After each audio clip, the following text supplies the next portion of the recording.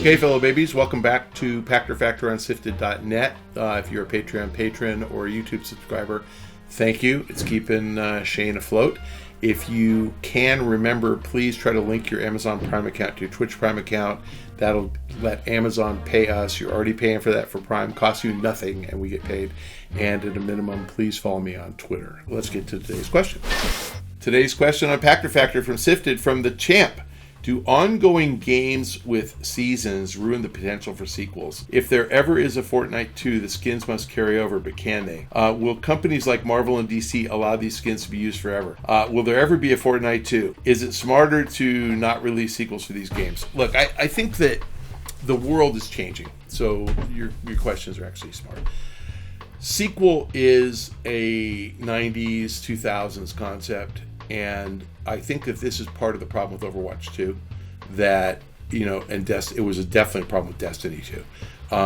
The game isn't that different, and so you're still playing this multiplayer, kind of ongoing, persistent game.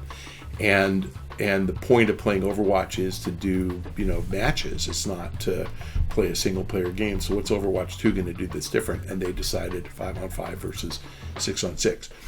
What's the point of Fortnite? I mean, you could do Fortnite 2 and introduce 500 new characters. You know, you could have all sorts of new ways to customize and do character development, skin development. But truthfully, no. I think it's sort of like saying, is there going to be a World of Warcraft 2? There's not. World of Warcraft's been going strong for 17 years and will go for another 17 years. Will they do WoW Classic? Will they add new character classes? Yes. Will they add all sorts of new skills and do level balancing and hero balancing? Yes, 100%. But no point in doing a whole new game if you have a persistent world like World of Warcraft and you just keep it going and evolving and growing. You add maps and you just expand the game universe. We're morphing from premium games that come out every few years to persistent games, and I agree, seasons ruins the potential for sequels by design. I think you can completely reinvent the game. I laughed when WoW Classic came out back in 19, I guess it was, 20. Sorry. When WoW Classic came out, I was like, wow, I didn't realize how much World of Warcraft had changed until I saw WoW Classic. And you just kind of forget. But WoW has been around as long as Grand Theft Auto, I mean, essentially. And it's changed as much as Grand Theft Auto, and yet you don't notice because the changes are gradual, because it just happens as it happens. Fortnite's going to change over the next 20 years and be a completely different game, but they don't need Fortnite to. They want you to have a habit of playing Fortnite just like you have a habit of going to Starbucks. And, you know, the menu at Starbucks changes periodically. You don't really notice. The menu at McDonald's changes periodically, but we don't have McDonald's too. You know, so I think that's really what's going to happen. Yes, it is smarter not to release sequels for free-to-play games. Free-to-play games should evolve, and they should get better and better and better. And to be honest with you, Candy Crush, great example. I don't even know how many levels are, 5,000 levels. When it first started, the first year or two, 400 levels. So they've added 4,000 new levels, but it's still the same basic game. They've just changed up the kinds of things, the kind of obstacles that you have to get past to complete the level. And it's gotten far more complicated. If you play level 1 and play level 5,000, they don't even look like the same game, except the same candies are on the board. So, answer your question, yes, seasons ruins the potential for sequels. Sequels are not necessary if you have a persistent game that generates about the same amount or slightly more every quarter in perpetuity. And that's what Fortnite and Apex and Overwatch are designed to do. So going from 6-on-6 to 5-on-5 is a drastic change. I never thought about this until Overwatch announced 5-on-5, but there's a reason Apex is so approachable, because it's 3-on-3. And the reason that's approachable, I don't even know how many character classes there are on Apex, like 12. But if you play a 3-on-3 game, if you get third choice of character, what that really means is you only have to master 3 characters. And if you master 3 character classes, you will always have a match in Apex, because you'll always have something you're pretty good at. Overwatch is hard, because you have to master 6 in order to get what you want. And I said this on an earlier episode. I can only play tank. You know, I can't play Hanzo. I can't do it. I suck. Our team would lose every time. And so if I get like stuck with a shooter, you know, I'm dead. I will blow it for the team. I can do healer okay. I can do tank well, because tank is nice and slow, and I know what to do, and I know where to go. And you know, there's a couple of tanks, but I hardly ever play the game because I haven't mastered anything other than, was it Reinhardt and what's the other one, especially Leonard.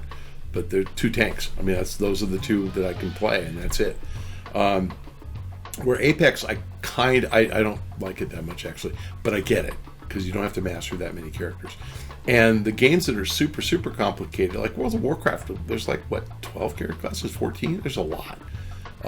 You know, you don't have to be good at all of them. You have to, you know, because you're in a guild of 200 or whatever. So you can actually play, and there's obviously multiple wizards and multiple elves and whatever. So you can master what you can master. Those games are a little different, but in a 3-on-3, you know, that's just easier to play than 6-on-6. So Overwatch moving 5-on-5, that's a big fundamental change in the game. And I actually think 4 or 5 is the right team size. I think you start getting bigger than 5, it's complicated, it's hard to pull together. You're screwed when one guy dies. I know they respawn, but you know, it just changes the dynamic of the game. Where I personally love Counter-Strike. You know, it's 5-on-5. It makes sense to me. You kind of get how to play the game. But the Call of Duty same. But League of Legends is really hard to master. You know, it's like I find that game impossible. So I think Activision is trying to dumb down Overwatch a little bit to increase the appeal. And I don't think that Respawn was looking to dumb down Apex. It just somebody came up with 3-on-3 and it just was magic. That game's growing. That game is doing really, really well. It's a good team, and you know, will there be an Apex 2? Only if they have all new environments, all new characters, and I doubt that they will waste their time doing it, but maybe. Any of this stuff related to why Call of Duty Vanguard sales are down so much this year? Because it's the opposite. They try to release a new game every year, and it's kind of going against the grain at this point, isn't it? How long has the game been out? Weeks? Who cares? Yeah, I mean, it's down 40%. That's a big chunk. I would say that it's more because we have other things to do, and we're not jonesing to just go play Call of Duty right away. But isn't that the same way every year, though? We have just other stuff to do. It's not like it's been, you know, months, so who knows? It's like it doesn't mean anything. It just personally, I've been playing Vanguard, and I don't like it, so... There you go. Thanks for joining us on Pachter Factor on SIFTD.net. If you're a Patreon patron or a YouTube subscriber, thank you for your patronage, and you're getting this real time. If you can remember, please link your Amazon Prime account to your Twitch Prime account. The directions are in the show description below. And if you are not supporting us financially, but you just love all the pack you can get a hold of, then please follow me on Twitter. You'll get even more on Twitter at Michael Pachter. See you next time.